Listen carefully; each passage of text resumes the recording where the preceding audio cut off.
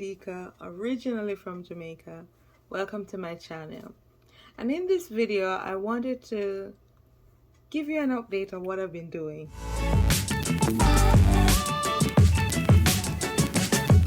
So as it relates to my handmade books that I use for planners, I have made them and I have printed pictures and kept remnants of the day, but I have not actually made any pages or any spreads. I've realized that it's just really difficult for me to do this during the semester.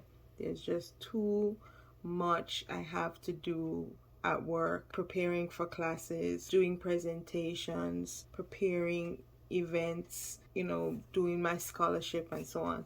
So it's hard for me to come in and spend time with the spreads that I used to. I think part of it too is that when I let one day pass and another day, pretty soon it becomes almost impossible. It seems impossible. So what I have done that makes me feel a little bit better about how I go about things is that even if I don't have time to do the whole spread, I do indicate the date.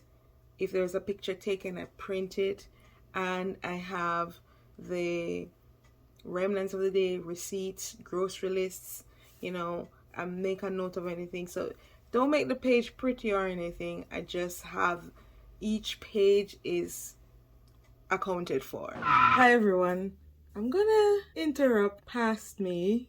I will let it play, but I wanted to interject that looking back at that time, I can see how much this was pressuring me, even as I was trying to convince myself that because I had always been a part of this community and I did enjoy creating books and making spreads, I thought I have to find a way to do it even if it kills me. But why do I feel this way? Nobody is holding me to that standard but me. It was a hobby. I really enjoyed it. And then it became something else to do that just felt like ticking a box. And what was the function of it? I look right now at the volume of books that I've created over the years, and books that are catch-up books, and books that are singular memory books, and I don't think I'm going to be doing that moving forward. I think there has to be a change because I clearly don't enjoy it in the way that I used to. I do want my subscribers to understand where I'm coming from, so that's why I'm gonna let the rest of that part of the video play, because a lot of you are here because you liked my bookmaking and you liked seeing my spreads, and whether it was Christmas, December daily, or I was making books for sale. So I do appreciate that and I don't take it lightly, but I do feel like there's a shift coming. All right, back to past me. So as some of you know, I stopped doing daily journals or journal spreads after April 2018.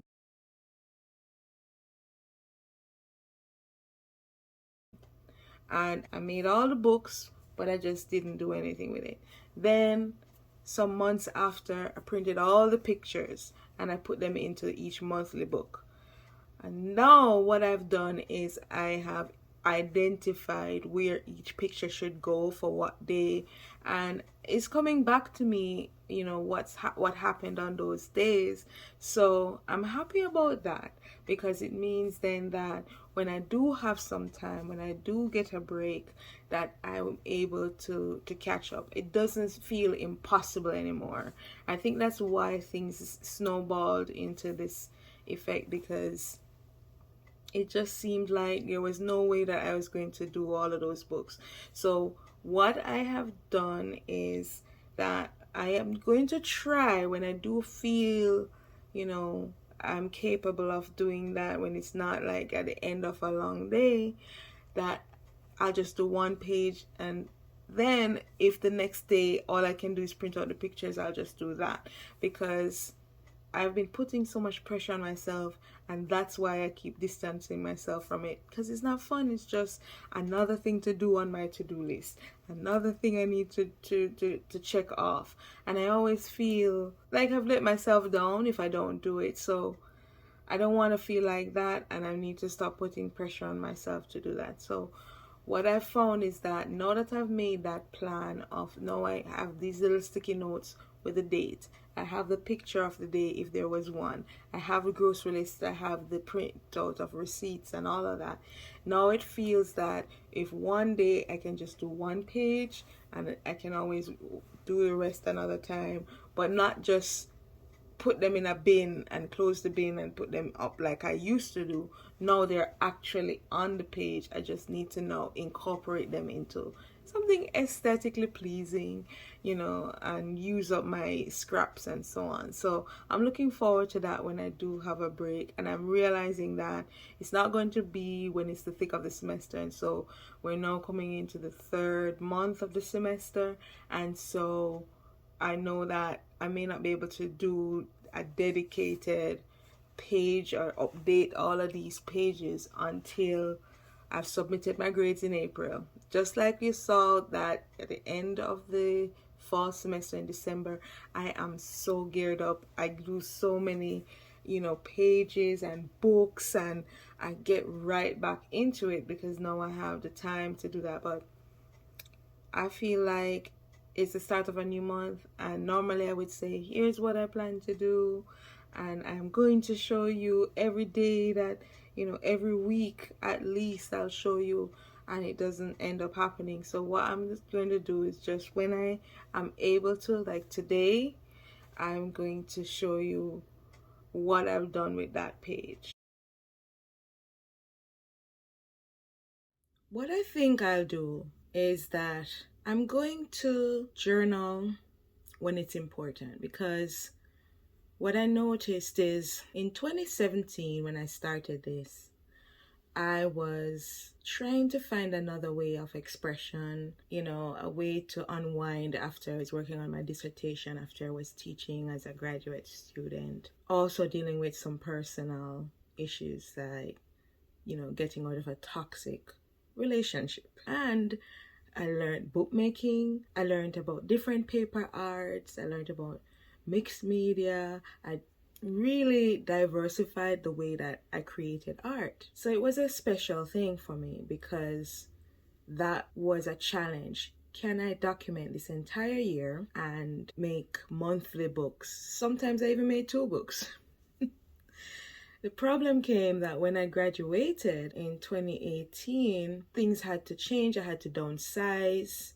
I had to pack everything up. I had to move across country. Going to stay in a small town in Utah was challenging. I was very depressed about being there, even though it was such an instrumental part of my career. And so I said to myself, why am I not journaling? Why am I not making books? And it became this thing in the back of my head that would just needle at me. And I realized that I was putting this pressure on myself because it was something that I felt was meaningful. I'm forgetful, I know that. And so it's always good to look back on these journals that I make. And I said, this is the function of it. I'll have remnants of a day. I'll have what happened. I'll have pictures and so on. But when I stopped doing it every day and consistently, and sometimes for months I didn't do anything like that, I forgot everything that would happen on a particular day. I might remember some things, like you remember when you see the picture, you remember, but you don't remember everything about the day. So it's started to become a pictorial. And when I look back on all of these half-finished journals, I realized that it's just a pretty album. So I don't think I'm using it in the way that I had intended either. So what was the point? And also I realized that somebody commented that, oh, you take a lot of selfies, or you take these great selfies. And I realized, yeah, I take a lot of selfies. Like, what's the value of taking a picture each day because I look cute, you know? So I said, this can't be it. Like, for instance, I will document my 40th birthday because that was a milestone. My sisters threw me this glitzy party, had such a great time, and felt good. Had been worried that, oh, I'm gonna be 40, such an old age. And when it came to the day, it was a celebration. And so things like that I've documented. I already have set aside something for that.